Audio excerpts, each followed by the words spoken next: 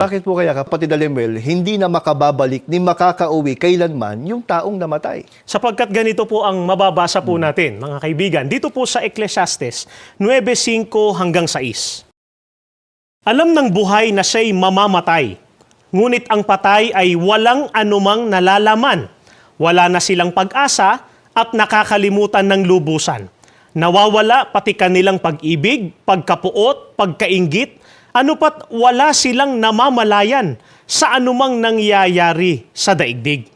Mga kaibigan, ang sabi po ng Biblia, ang patay ay walang anumang nalalaman. Bakit po, mga kaibigan?